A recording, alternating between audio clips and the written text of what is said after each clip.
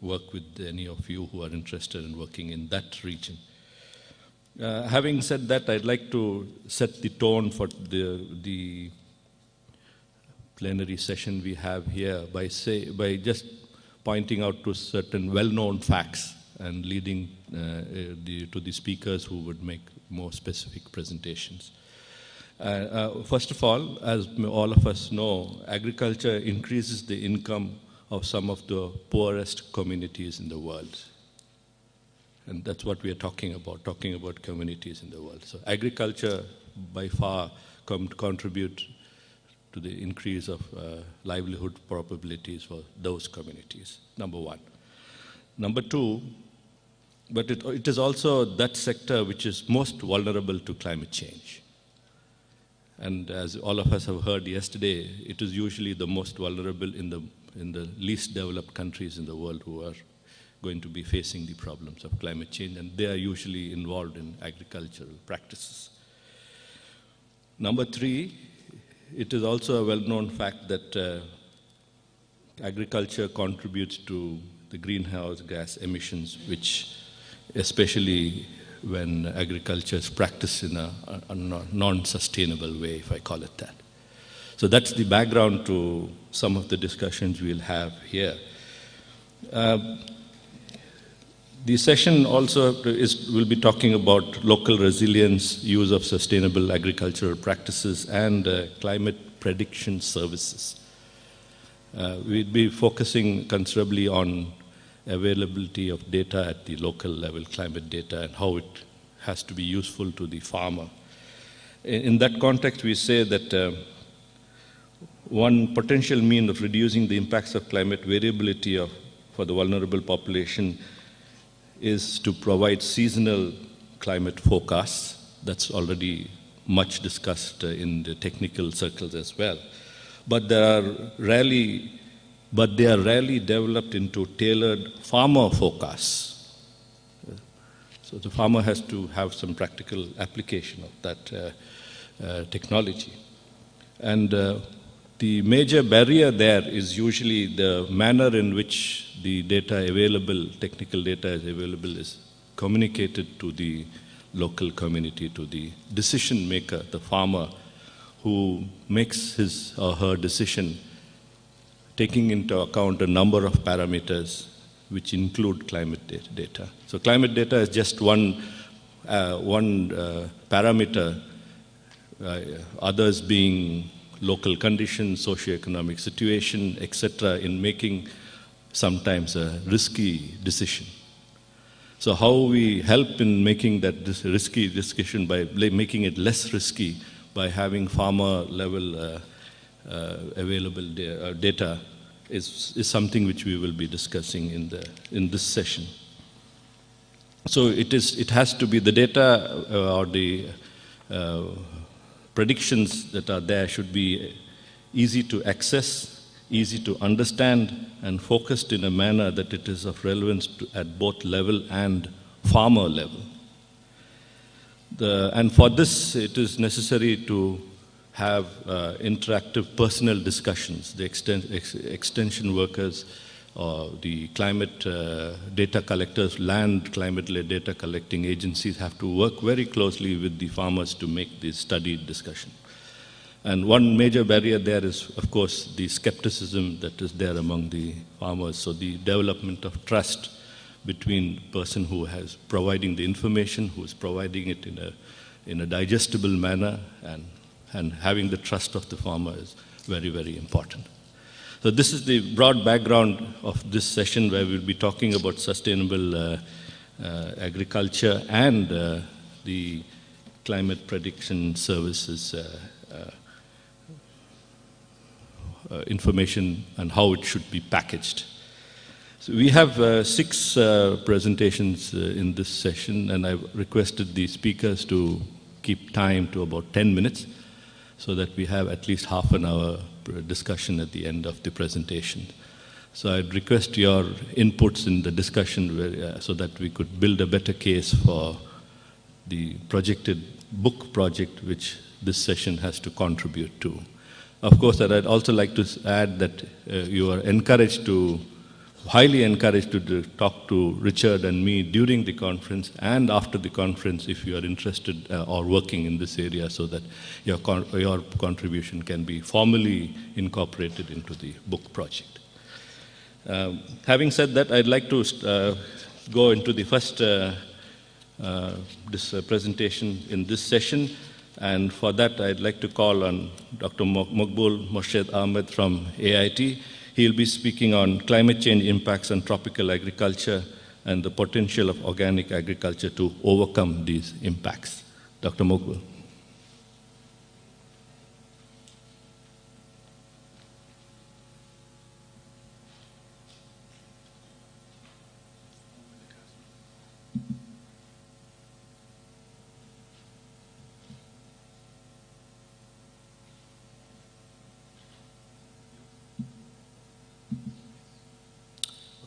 Good morning. Thank you, Chair, and it's a privilege to deliver in a session where it is chaired by the Vice President of my own institute. And Professor Rakshit has also talked about the sustainable development in the context of climate change center in our institute. And he is leading that center. And to be fair to time, I will skip some slides so that we can, as proposed by the chair, we can skip. What actually I'm going to say that there is at least one caveat of of my presentation, that it is still a work in progress. So I hope we can get input from you and we can work further on that. What I'm going to talk about is that I'll talk very briefly about the global food price because it's very important, agriculture and food. So I'll very briefly talk about that. Then I will talk about the way agriculture in Asia is now changing, its transformation is going on. I will be very brief on that. I will also talk about how climate change is going to affect agriculture, and I will also say in what way organic agriculture could be a way out and should not be neglected by policymakers. I will try to make the argument. And my apologies that the price issue we are now mostly focusing in our research project. We have started working on that, so I will not talk about that much because we have not collected the data on that. But still, I will argue that one major factor is the price of the agricultural products out of organic farming. If you look at the growth of food production that has taken place from the 1960s, you can see the food production has grown rapidly. And of course, except one reason, most of the other regions developing world have done very well. And we also, just to give an example, that how quickly the use of fertilizer has increased. And that's why I think organic agriculture and all these are very relevant for us. I will try to make the link very briefly later on. And if you see the climate risk, if you look at this map, you can see the 3 countries out of the top 10 countries at risk are from Southeast Asia. So the challenge is huge, and it is very important to understand that the challenge is really important to be taken immediately. And as now I'll very briefly talk about the food prices, and you can see how global food prices had gone up, and then I think how it's going to affect us. Actually, the point is the food prices will be affecting both the consumers and, of course, the farmers. I mostly talk about the farmers because the session is more about the farmers. Farmers are now in a dilemma what to do and what to grow. At the same time, how they can make their farm viable and farming viable. And the added challenge is, of course, the climate change, which I will talk very soon, shortly now on that. Actually, at the same time, the global food market and the food prices also is one of the factors. Yesterday it was raised that the food production is concentrated in certain parts of the world. So it's also a challenge to see how this can be handled properly by proper planning at both country level, at regional level, and the global level, so that this food prices and food production is done in a manner which reduces the risk of the farmers, at the same time keeps the global food prices stable. As I told you that if you see the impact of agricultural transformation that has taken place in the last 3 or 4 decades, you can see one is the population growth which is affecting, and aging has taken place. And I must tell you, a recent report has strongly argued the average age of farmers is growing in Southeast Asia. So it's also a major concern. Particularly, it studies on Thailand, which is most strongly argued that the farmers are growing older, average age of farmers are growing. So climate change will also affect farming. At the same time, population, all these are responsible for that. And if you see how agriculture will be affected by climate change, first will be the irrigation, water quality and water supply, and if, of course it will affect because of the changing growing season, and it will affect the crop management, and at the same time it will be affecting the loss of fertile agricultural land, which is a very important, I think this is a real problem which we are already facing. And other factors are like this sea level rise, flooding, and erosion will contribute to the change, and at the same time it will force many farmers to move to areas where the land will be better for cultivation, so it might affect, create some conflicts in some parts of Southeast Asia particularly. At the same time, it will also, I think, force farmers to switch to new crops. At the same time, policymakers have to be careful how to help the farmers and which crops they will switch to. At the same time, how much risk is involved in these farmers, which I'm going to argue whether organic farming is an alternative to that. If you see very broadly on the producers and how the food is produced, and I can put you the case of the scale, seasons, and water, both rain-fed and irrigated, we call it blue water and the green water. And then we talk about nutrients, organic or inorganic. We talk about the genetic resources, traditional, GMOs, and everything. If we see the nutrients for two forms, one is organic and one is inorganic for the farmers. So these are the very broad options available for the farmers. And if we see the sources of water, one is the blue water and of course in the green water. I can see both are available in Southeast Asia, but I think the blue water is in many cases farmers are depending more on that, but in some cases it's still some green water.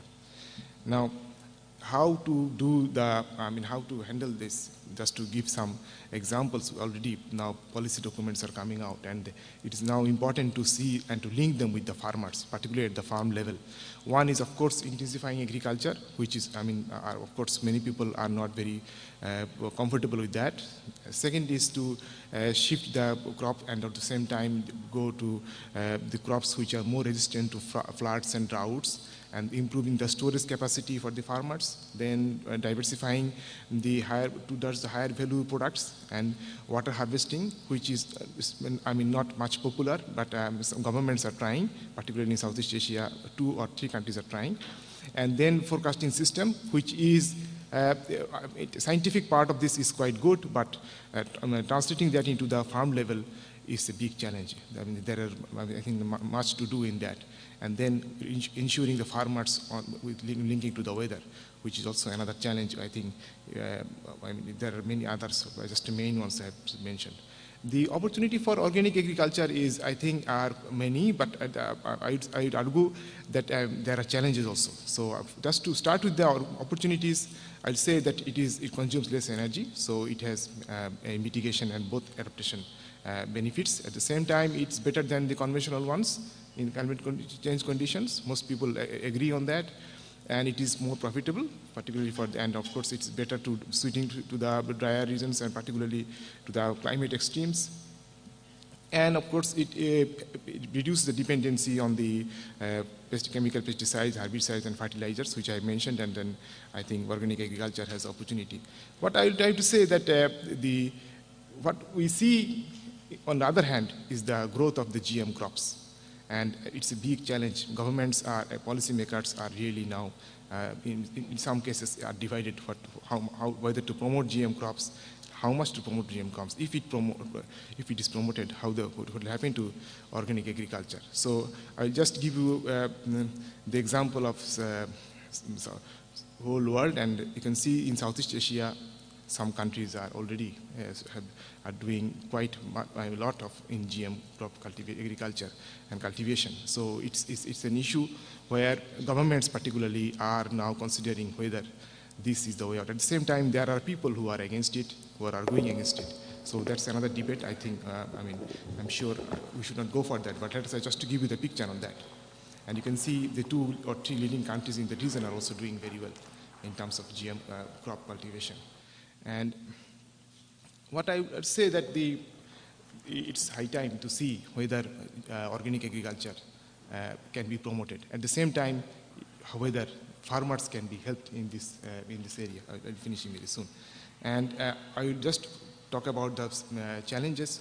First is how to see and make organic farming suitable for infant variability, how to make it suitable, I would say, for the very differential soil fertility, and then post-harvest losses, diversifying to higher value crops, research capacity. And I will mostly talk about financing in just half a minute, that it's a big challenge. And I will say that it is mostly in two areas. One is the state level funding in research and extension.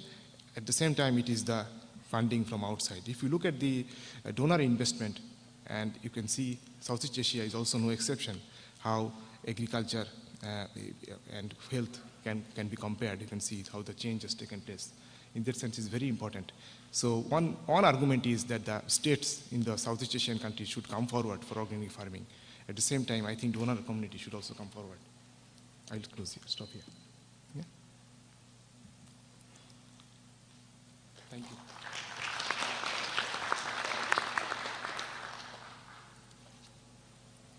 That was Dr. Maqbool Ahmed talking to us, telling us about how organic agriculture would help in alleviating some of the climate change impacts while reducing greenhouse gas emission as well. So a case of adaptation and mitigation together. The next speaker we have on is Ben Twinomugisha, who's from the Food Rights Alliance of Uganda. And he'd be talking to us about scaling up appropriate scientific technologies in indigenous adaptation strategies in less developed countries. Ben.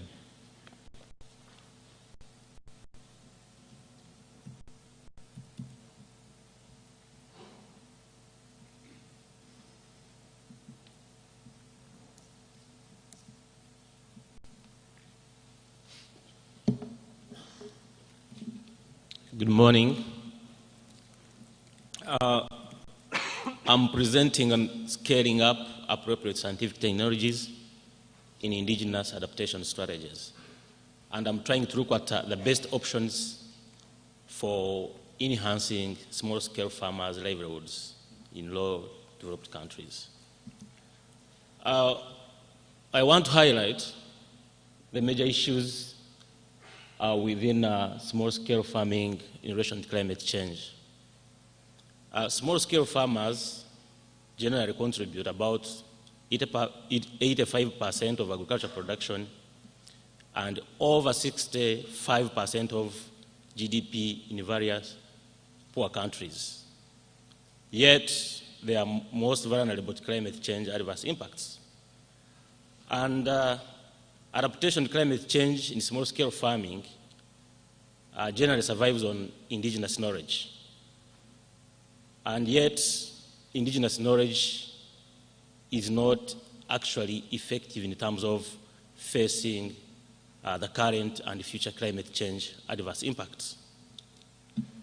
Therefore, the future of small-scale farmer system is threatened if it's not actually strengthened by the modern science and technology. We have to look at the barriers. Why is it that small-scale farmers are not integrating scientific technology? But before actually we talk about scientific technology, I want us to understand that farming system in poor countries survives on indigenous knowledge. So we can actually stand tall and demystify the negative words spoken by those people who say that actually indigenous knowledge is preserving ancient methodologies which are not important for development. We have to understand that in poor countries, farmers will continue to survive on indigenous knowledge because it's cheap and that's what they can afford. So the barriers include poverty, and of course, scientific technologies are so expensive in terms of actually management. Then there's limited access to improved inputs and technologies, limited access to relevant information. The early warning system, for instance, does not integrate information dissemination. And of course, the technology that is available is not accessible to farmers because there is a short supply, and even on the side of the farmers, farmers are not demanding technology. Then the major issue here is poor governance.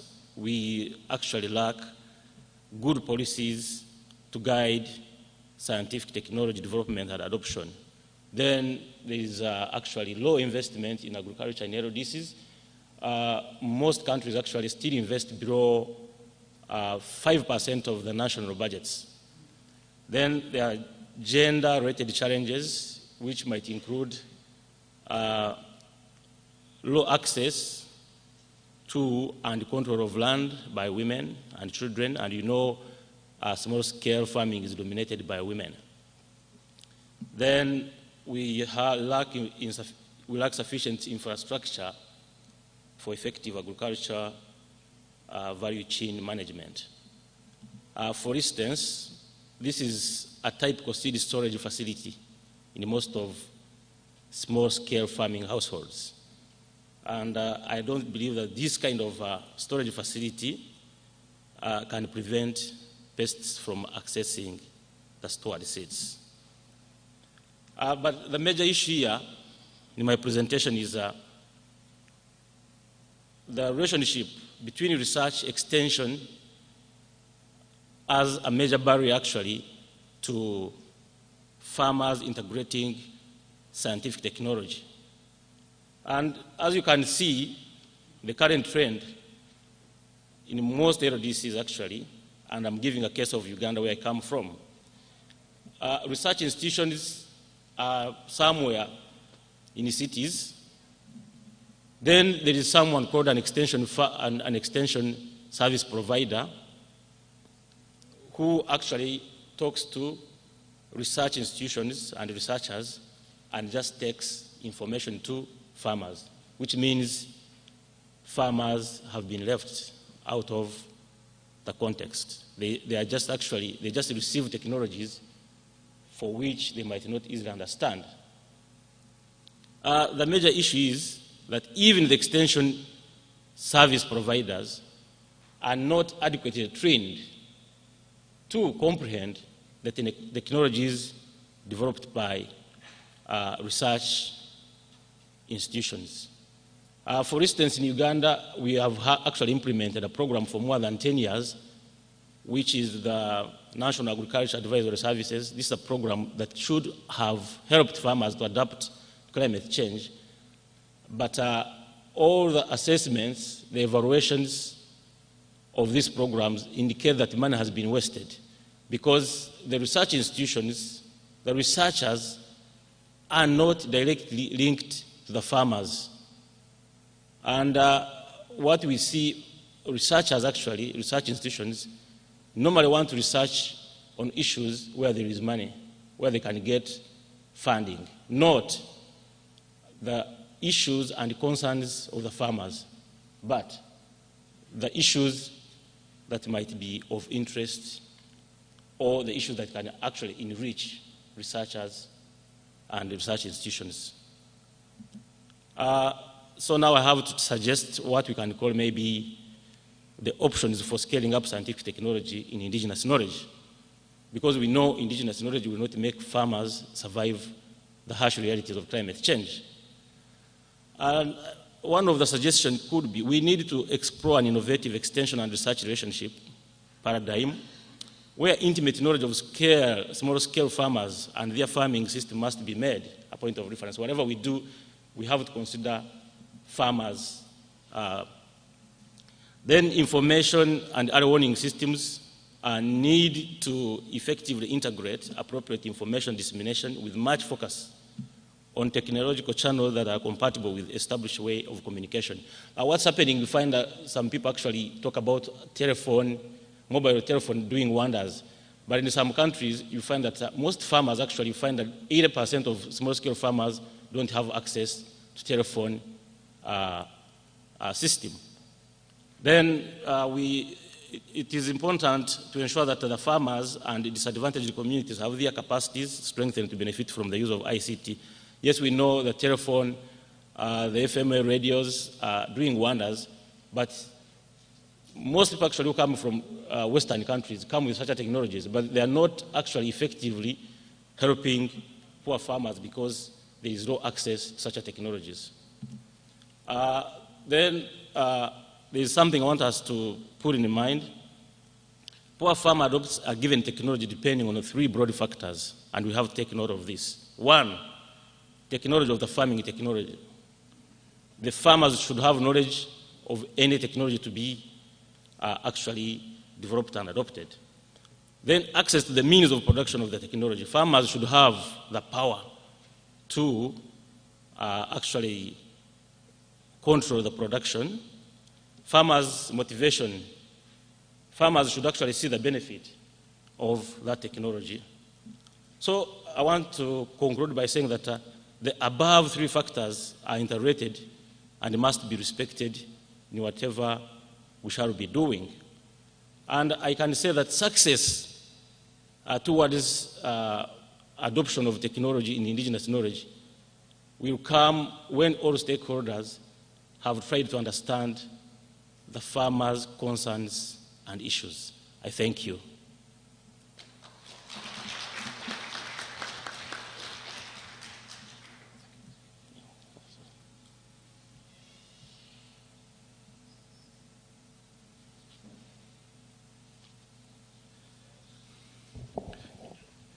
Thank you, Ben, for highlighting the need for integration between the small-scale farmer and the scientific community. I'd just like to make a general statement more to help discussion later. It is, many people believe that the technology required for agriculture, for adaptation, is available with the scientific community. Enough is available with the scientific community. But whether they are taking into account the traditional knowledge the local community has, and also, more importantly, both taking advantage of both the scientific information and the traditional information to adapt to the climate change specifically, is the core of the problem which Ben tried to highlight. So the information is available. From the technical side, there's no need for new technology to be developed. But wrong place, wrong time, not the right type of dissemination, not working with the local farmer, that's the problem. So that we should be able to discuss. The next 4 presentations are more in line of climate prediction services. And we will start with a presentation from Nepal where we'll be highlighting how traditional knowledge is being gradually lost. And we would go the whole spectrum to 2 speakers who will talk to us about how climate science has been used at a community level and some of the constraints and barriers they have faced while working there, but also some positive experiences. So for the first presentation in that line, we have Mr. Dinanath Bhandari from Practical Action Nepal, who will be talking about ethnometeorology in the context of climate change in Nepal.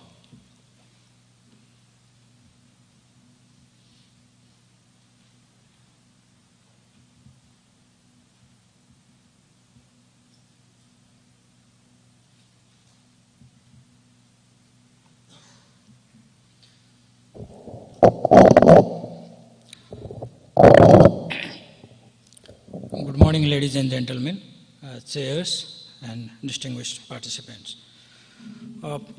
Today in this session, I will be talking about the local knowledge, particularly the knowledge and practices contained in the specific communities, how that can be materialized into mainstreaming adaptation or climate change issues into different project activities in the context of community-based. Actually, this work comes from the Nepal. Nepal has a peculiar climatic condition. Within this 241 kilometer range, we have at least 5 physiographic regions built on climate and topography as well. And within that, we have several unique microclimatic areas, which makes the situation more diversified in terms of climates.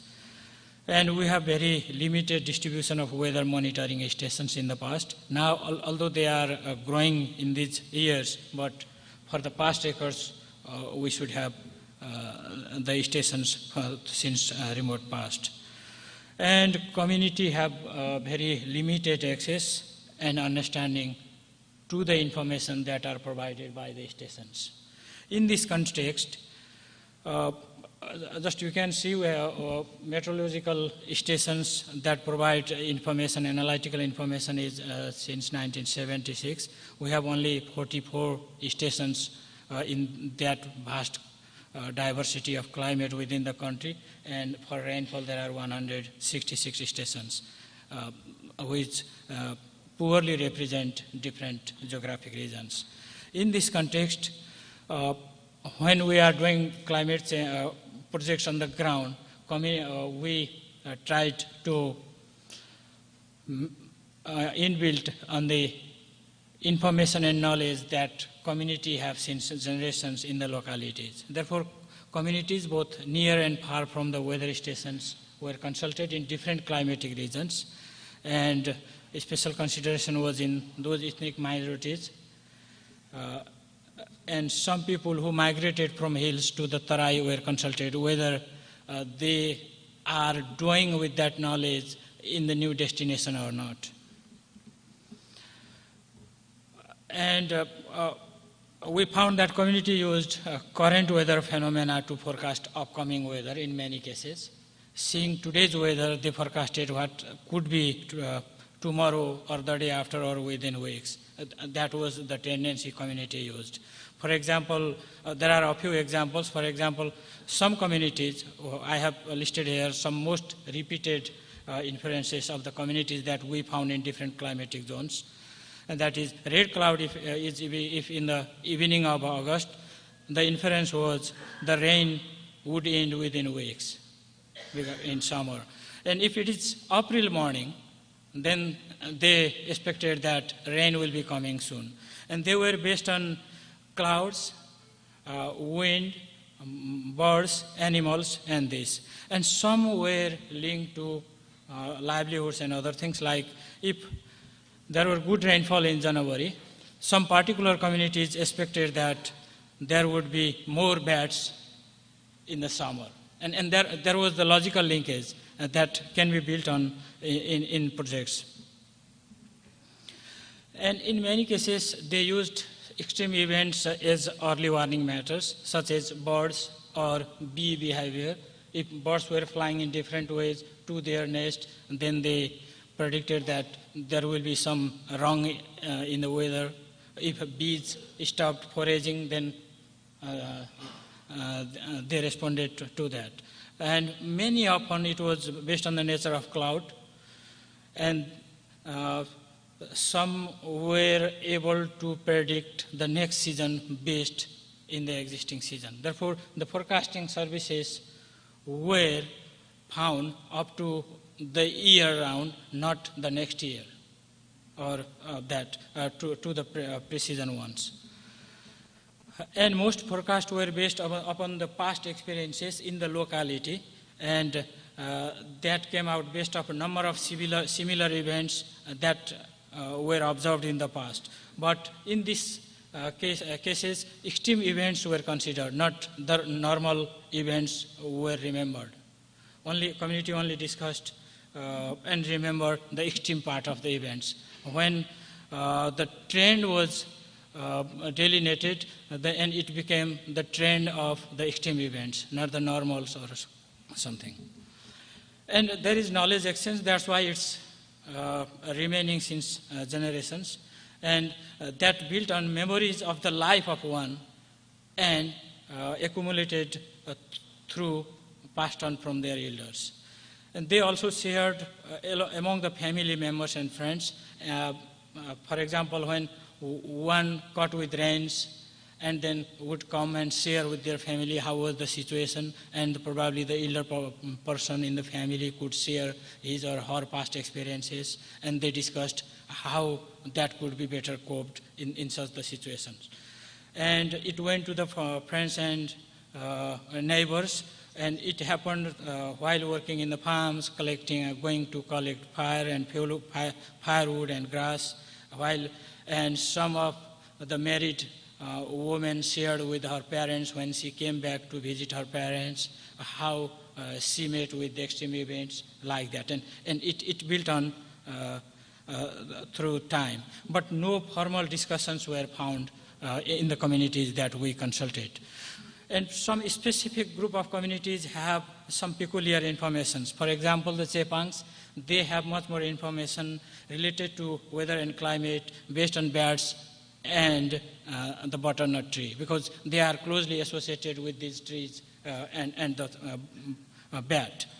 And some traditional healers had peculiar information through the medical plants. For the future perception, or let me say predictions, the predictions were based on intuitive knowledge. That's why we found less useful in terms of long-term prediction. And this information had a role on livelihood strategies. For example, in central Nepal, some people considered flying of cranes, because the cranes cross that corridor to migrate seasonally for sowing bean seeds, yam, gingers, and other things. And it was embedded into the crop calendar of the communities. And these are also aligned into tradition and culture. Some ritual functions were designed so as to mark with the weather ones. For example, in Dasai festival, there is one function that they want to see the second day moon to initiate the function. Perhaps at that time, during October, November, the skies were clear in the evening. That's why it was designed so. And regarding the scope of its adaptation, together with meteorological data from the nearby station, it can generate more precise information on climate variation and impacts. There is meteorological data. When we triangulate it with the communities using these local information, it helps to understand climate variation and its impacts more precisely. Basically, it helps specification of the characteristics. We can more specify the characteristics of weather with the help of both from these two different sources. And it also helps to identify local non-climatic factors that has aggravated the hazard problems, that has induced the hazard to advance further. And we also can make assessment of exposure with this information. And where there is no weather data available from the meteorological station, it helps to fairly understand the past weather trend where there was no. And it can help, this information can help as proxy indicator to exposure and sensitivity of the communities and the systems to the climate change. And it also helps to know how particular community is understanding the climate phenomena. Based on that, we can develop on the capacity development needs. And it was really helpful to mainstreaming adaptation into sectoral planning, such as we did in DRR, agriculture, and resource management. Ideas can be utilized, but this cannot stand alone as a independent tool, but it can be a powerful tool within VCA and PBA. For example, these are the meteorological data from one watershed.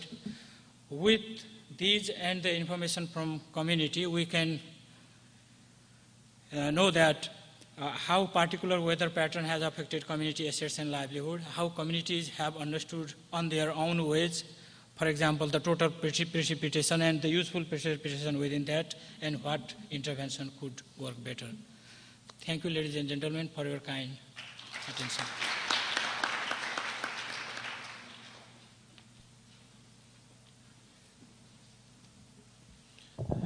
Thank you, Didanath, for letting us know some interesting traditional ways of harnessing that knowledge that is already available.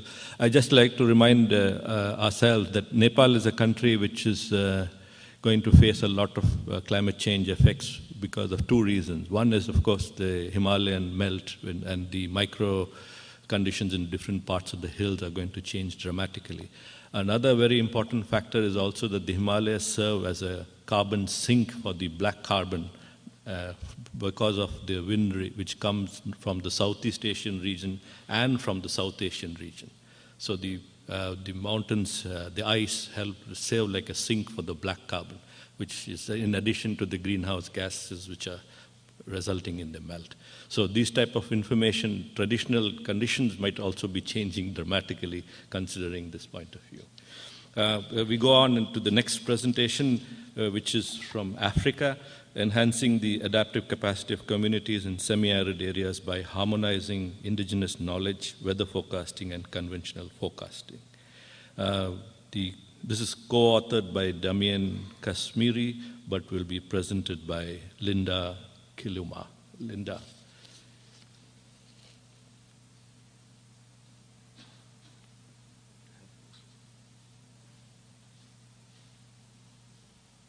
Good morning, everyone.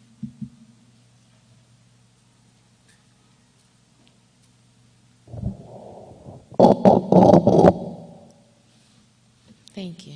I would say again, good morning. I'm going to take you through enhancement of the adaptive capacity of the semi-arid communities in Tanzania through harmonization of the indigenous knowledge and the conventional one. I'm presenting this on behalf of my colleagues, Damien and Euster, who are not here. The presentation will focus on those points.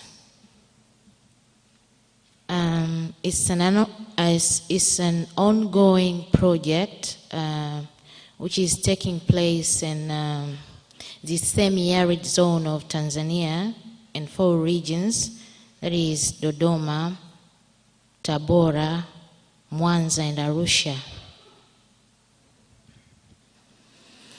When we come to the threats facing the communities in those semi-arid areas, we have frequent droughts.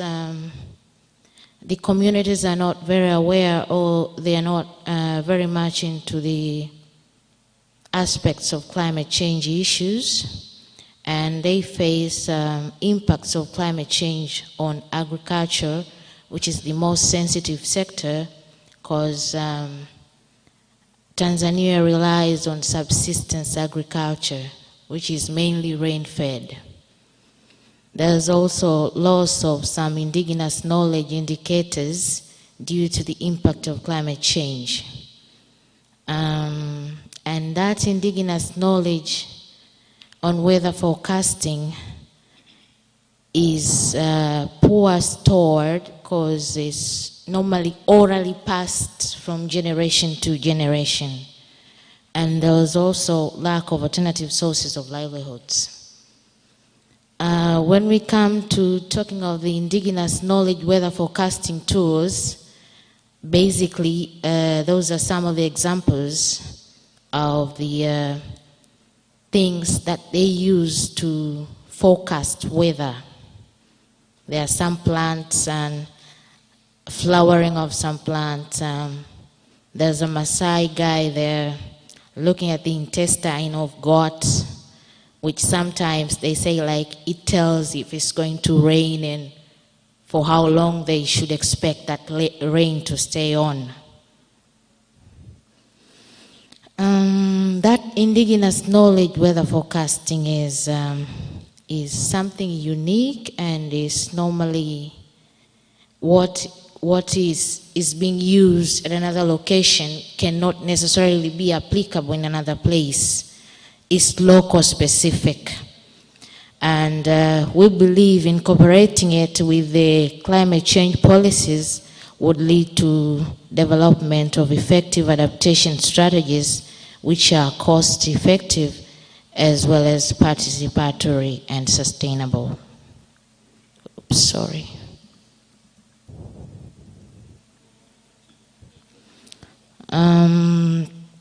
The knowledge on the storm routes, wind patterns, local rain corridors can be used to help people get prepared on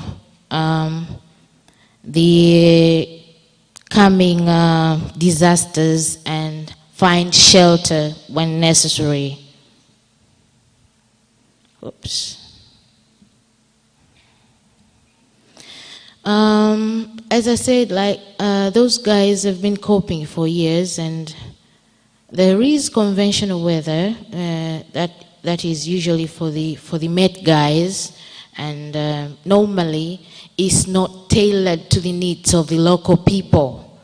So it's kind of those local people stay there. They hear it through the radio, through the extension offices. They get the information, and they keep on waiting. Like it said, it's gonna rain tomorrow, but then they won't see the rain.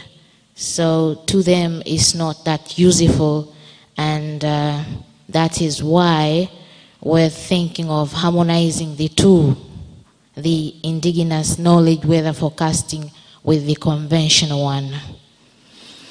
The conventional one use large scales, is more of a regional data, and normally it doesn't reach the smallholder farmers, and therefore the knowing in advance, like whether it's going to be normal, the rain will be normal, below, above average, they don't get that information, which would have helped them to choose the right crop varieties and adjust their cropping practices or take other necessary measures. And with conventional one, there's always poor interpretation and communication of the forecast outputs, which have always been a major problem considering the few Met stations we have in Tanzania, as well as a few extension offices to deliver the message to the farmers. However, if these conventional forecasts, the seasonal one, would have played a major role if more research were done to better improve the regional model outputs by using more powerful models and better quality data. And if it were used to produce forecasts that are tailored to the needs of the local farmers and end users by downscaling the regional model outputs to a national or subnational level, as well as improving the skills to include more useful information such as the start and the end of the rain season and the probability of the dry spells. When it comes to mixing the two now, as I said before, like the IK is kind of local specific and is mostly at village level, which is being derived from the intimate interaction with microenvironment observed over a period of time, and it differs from the scientific forecast in the sense that the scientific one encompasses much larger geographical scales, and it depends on global meteorological parameters and their dynamics. It also provides a probability distribution for the amount of seasonal rainfall, as well as specific quantitative forecast for the medium range of rainfall amounts. Having said that, the indigenous weather forecasting is normally passed on orally from generation to generation, is stereotype existence, kind of not allowing it to be incorporated into the early warning systems. Instead, only conventional forecasting information is applied. However, it's available nearly in all areas, and it is specific to a certain area, unlike conventional one, which entails a huge area such as zones, regions, or districts.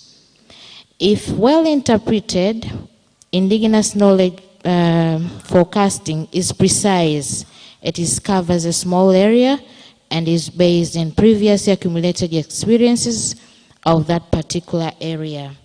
That's calling for a challenge of combining indigenous forecasts and the conventional one. The different strength of the two systems, if combined, will contribute significantly in the improvement of the accuracy and reliability of the seasonal forecast.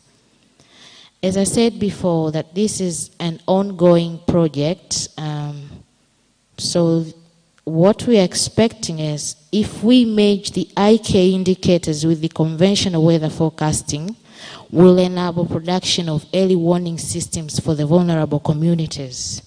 And it's also a way of preserving the indigenous forecasting tools.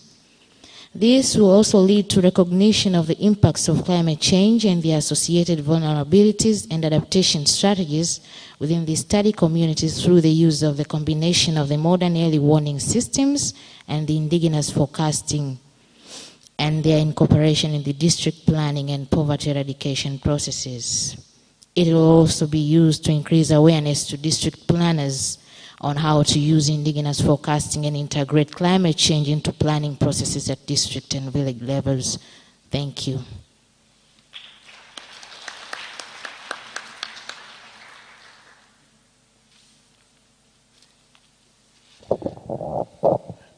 That was Linda from the Environment Institute, Protection and Management Science Institute in Tanzania, who would talk to us about bridging the two options, as she put it in one of her slides. Downscale. For me, I rewrite it in another way as saying need for downscaling and upscaling, a combination of both indigenous knowledge upscaled and climate knowledge early warning system downscaled. But together, that's the problem. The next speaker, for whom I'll have to keep time, in this case I'll have to keep time for him, my co-chair, Richard Eubank, will be talking to us about some of the results of Christian Aid's Climate Change Innovation Front projects in Africa, a number of case studies which they have done in trying to include both these aspects, climate science and indigenous knowledge. Richard. Oh dear.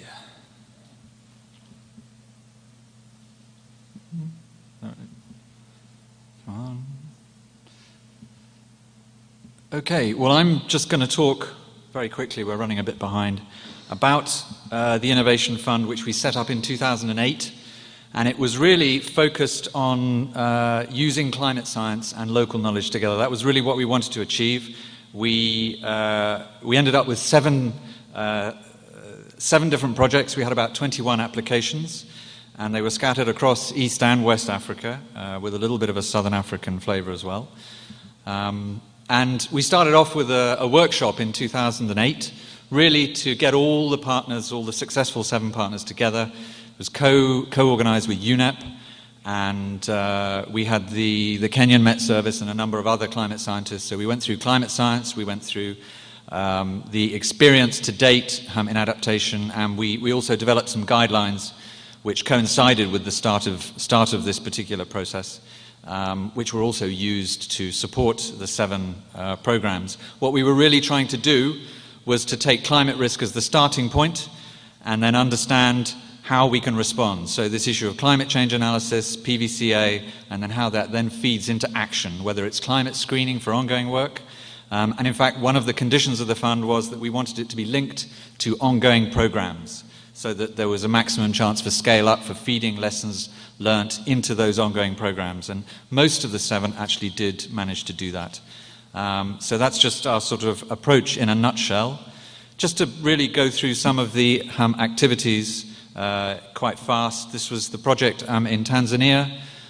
It looked at local knowledge. There was something like 17 different local indicators which farmers were using. Everything from the way birds behave to the way certain trees flower to the behavior of small animals like pangolins.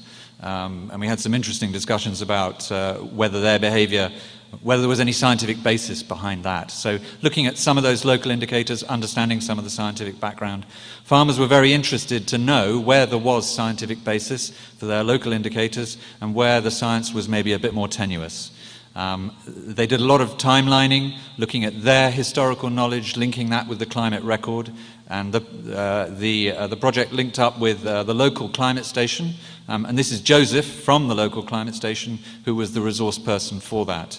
One of the things that they did, and this was across four local villages, they actually decided to set up their own rain gauges, and they actually copied the rain gauge. They took the design down to the local market and they manufactured it, which was a little bit controversial because the climate scientists were slightly worried about this. But Joseph then came along and gave us all sorts of design support. The main thing being that the lid of the rain gauge needed to be much sharper, otherwise it wouldn't record rainfall. Each village climate research group converted themselves into a farmer field school and started on-farm trials into drought-resilient crops. And the results